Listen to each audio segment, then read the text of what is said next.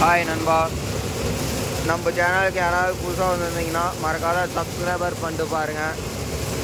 இந்த வீடியோவில் வந்து என்ன பார்க்க போகிறோம் அப்படின்னு சொல்லி கேட்டிங்கன்னா, நம்ம சப்ஸ்கிரைபர் வந்து பார்த்திங்கன்னா என்ன கேட்டிருந்தாங்கன்னா, ஆனால் நம்ம வண்டியில் வந்து வண்டிக்காரரா இல்லை காட்டுக்காரரான்னு சொல்லிட்டு எனக்கு தெரியல, சோளம் வந்து உடஞ்சி வரதுக்கு என்ன காரணம் அப்படின்னு சொல்லி கேட்டிருந்தாங்க. என்ன ரீசன் சொல்லிட்டு பார்க்கலாம் நண்பா. அதே மாதிரி வீடியோ வந்து ஸ்கிப் பண்ணாத பாருங்கள். காட்டுக்காரங்களுக்கும் இந்த வீடியோ தேவைப்படும், வண்டிக்காரங்களுக்கும் இந்த வீடியோ தேவைப்படும். வீடியோக்குள்ளே போகலாம் வாங்க. இப்போ வந்து பார்த்திங்கன்னா பச்சை சோளம் தான் அடிக்கிறோம். நிறையா பேர் இப்போ சோளம் உடையுது அப்படிங்கிறது வந்து பார்த்திங்கன்னா, சோளம் பிடிக்க வர ட்ரக்குக்காரங்க என்ன சொல்லுவாங்க, எடுத்த வாரத்துக்கு தம்பி க்ரெஷரை கொஞ்சம் லூஸ் பண்ணுப்பா, சோளம் வந்து உடையுது, ஓவர் டைட் வச்சுருக்காங்க அப்படின்னு சொல்லுவாங்க. அவங்களுக்கு தெரிஞ்சது அவ்வளோதான். நான் அவங்களையும் குறை சொல்லலை, அவங்களுக்கு தெரிஞ்ச விஷயம் அவ்வளோதான், அதை வந்து சொல்கிறாங்கன்னு வச்சுங்களேன். இப்போ வந்து க்ரெஷர் டைட்னால சோளம் உடையுமா அப்படின்னு சொல்லி பார்க்கலாம் வாங்க. உடையும். எந்த மாதிரின்னு கேட்டிங்கன்னா, தட்டு வந்து தாஞ்சு போயிருக்கும். தாஞ்சு போய் ரொம்ப ஓவர் காய்ச்சல், அதாவது தட்டுலேயே ஓவர் காய்ச்சல் விட்ருவாங்க. மில்லுலேயே காய போட தேவையில்ல. ஒவ்வொரு சைடு வந்து பார்த்தீங்கன்னா, இப்போ தட்டு நிற்கிதா, அந்த பூட்டைக்கு மேலே இருக்க சோவையை உடச்சிருவாங்க. 130 நாளில் உடச்சிருவாங்க தட்டை பூராமே மாட்டுக்கு. அந்த பூட்டை வந்து பார்த்தீங்கன்னா பயங்கரமாக காஞ்சி போயிடும் நண்பா. அப்படியே அடிக்கையிலே வந்து பார்த்தீங்கன்னா புகையாக போகும், அந்தளவுக்கு காஞ்சிருக்கும். அதெல்லாம் வந்து பார்த்தீங்கன்னா அடித்ததுமே அப்படியே சாக்கு பிடிச்சி மில்லில் கொண்டு போய் போட்டுருவாங்க.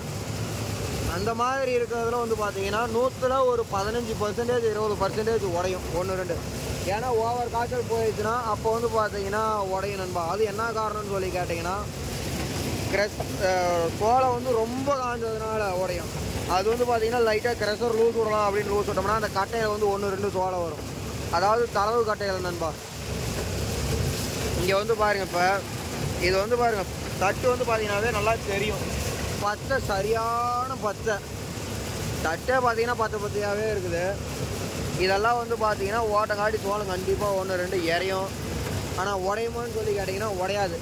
அந்த கருதில் வந்து சோளம் வரும். க்ரெஷர் டைட்னால சோளம் உடையாதுன்னு நான் சொல்லுவேன். ஏன்னா இங்கே பாருங்கள், இதுதான் வந்து பார்த்தீங்கன்னா க்ரெஷர் டைட் பண்ணுறது. இந்த அளவுக்கு வந்து பார்த்தீங்கன்னா யாருமே டைட் பண்ணி ஓட்ட மாட்டாங்க. க்ரெஷரை ஃபுல்லாக டைட் வச்சு தான் நண்பா ஓட்டுறோம். ஏன் இவ்வளோ டைட் வச்சுருக்கோம் அப்படின்னு சொல்லி கேட்டிங்கன்னா, இது வந்து பச்சை பூட்டை சோளம் வந்து பார்த்தீங்கன்னா 1-2 கருதில் அடிக்காத வரும், லப்பர் பாஞ்சாப்பில். இது வந்து பார்த்தீங்கன்னா மைக்ரோ ரகம். எதை வச்சு நான் மைக்ரோ ரகம் அப்படின்னு சொல்லி சொல்கிறேன்னு கேட்டிங்கன்னா உங்களுக்கு காட்டுறேன் இருங்க. எதனால் தெரியுமா இவ்வளோ க்ரெஷர் டைட் வச்சுருக்குறோம்? இருங்க, கீழே போய் காட்டுறோம் உங்களுக்கு. வண்டி ஓட ஓட ஆஃப் பண்ணி இன்னும் உள்ளே போய் லோட் ஆகிடுச்சுன்னா பெரிய சிக்கலாக போயிடும்.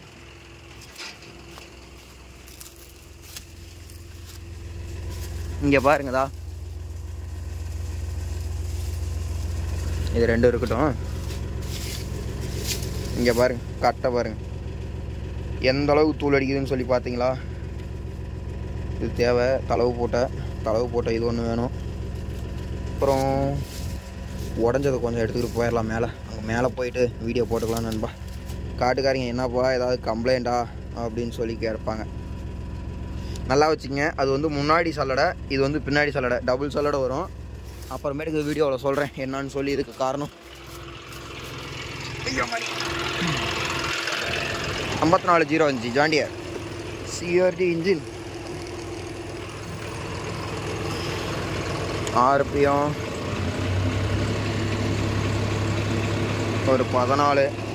அதே மாதிரி வீடியோ போடலன்னு வந்து பார்த்தீங்கன்னா ஆர்பிஎம் வச்சுட்டு போட்டாலும் போடாத வச்சாலும் பொறுமையாக போடணும் நண்பா.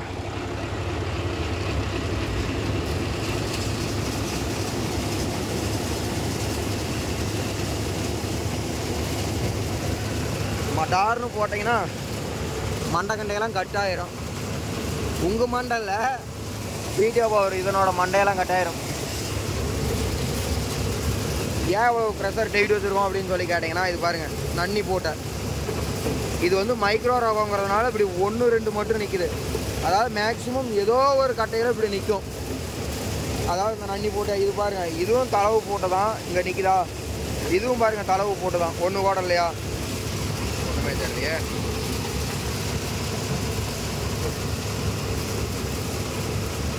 மாதிரி ஏதோ 1-2 தளவு போட்டாலே நிற்கும் நண்பா. அதே வேறு ரகமாக இருந்ததுன்னா இந்த மாதிரி கட்டை வந்து உடையவே கூடாது. கட்டை உடஞ்சதுனால் அது வேறு ரகம்லாம் உடையுது. மைக்ரோங்கிறதுனால வந்து பார்த்தீங்கன்னா உடையில, ஏதோ ஒரு கட்டை தான் உடையுது. சோளம் வந்து மாறி வரும். அதே நீங்கள் வந்து இதை வந்து இப்படி ஈஸியாக உடைச்சிடலாம். ஆனால் நீங்கள் இதை வந்து இப்படி உடைக்க முடியுமா? இங்கே பாருங்க, டைட்டாக இருக்கும் மைக்ரோ ரகம். இந்த மாதிரி ரகத்துக்கு தகுந்த மாதிரி வந்து பார்த்தீங்கன்னா அட்ஜஸ்ட்மெண்ட் பண்ணுற மாதிரி இருக்கும் நண்பா. எதனாலன்னு சொல்லி கேட்டிங்கன்னா மைக்ரோ ரகம் சோளத்தில் வந்து பார்த்தீங்கன்னா மேக்ஸிமம் சோளம் வந்து உடையாது. ஆடி மற்ற ரகத்தில் பூராமே வந்து பார்த்தீங்கன்னா கண்டிப்பாக சோளம் வந்து உடையும்னு வச்சுங்களேன். அந்த மாதிரி நண்பா ரகத்துக்கு தகுந்த மாதிரி வந்து பார்த்தீங்கன்னா சோளம் உடைச்சல் வந்து வரும். அது எதனாலன்னு சொல்லி எனக்கு தெரியல. ஆனால் சோளத்துக்கு தகுந்த மாதிரி என்னோட கருத்து கணிப்பு வரலையும் பார்த்தீங்கன்னா சோளம் வந்து உடைச்சல் வரும். அதே மாதிரி வந்து பார்த்தீங்கன்னா நண்பா இப்போ இவ்வளோ க்ரெஷர் டைட்டாக வச்சுருக்கேன், நம்மளுக்கு வந்து சோளம் உடையுதா அப்படின்னு சொல்லி கேட்டிங்கன்னா கண்டிப்பாக உடையும் நண்பா. 100க்கு ஒரு 5% 10% உடையும். வேணுமா நீங்களே பாருங்கள்.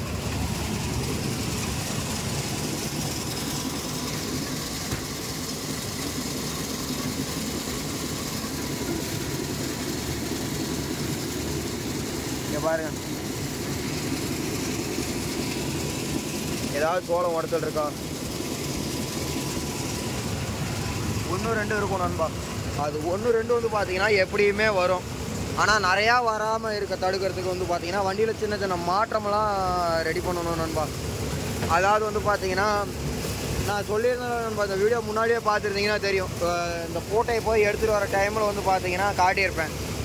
உள் சலடை இருக்கும் பார்த்தீங்களா, அது வந்து பார்த்தீங்கன்னா சுண்டு விரல் உள்ளே போகிற அளவுக்கு வந்து பார்த்தீங்கன்னா வைக்கணும். சோளம் அந்த கேப்பு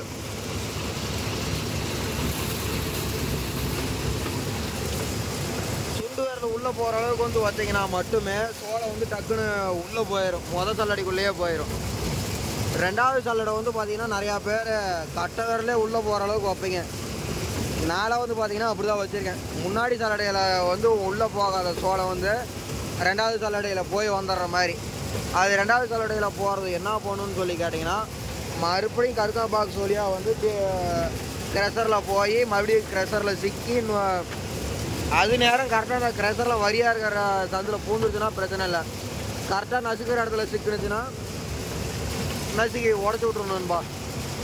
அதனால வந்து பார்த்தீங்கன்னா முன்னாடி சல்லடை வந்து முடிஞ்ச அளவுக்கு குச்சி வந்து சுண்டு விரல ஊக்கத்துக்கு இருக்கும். காஞ்ச தட்டு வராத அளவுக்கு எல்லாம் க்ளோஸ் பண்ணி வச்சுருப்பீங்க, நீட்டாக சோளம் வரும். ஆனால் நம்மளதில் வந்து பார்த்தீங்கன்னா சோளத்தில் பாருங்கள் 1-2 குச்சி வரும். ஏன் அப்படி வச்சுருக்கோன்னு சொல்லி கேட்டிங்கன்னா குச்சி வந்துட்டா கூட பிரச்சனை இல்லை, கூட்டி எடுத்துக்கலாம். சோளம் வந்து வெளியே போயிடுச்சுன்னா அதை வந்து நம்ம ஒன்றுமே பண்ண முடியாது நண்பா. அதனால் மொதல் சல்லடை வந்து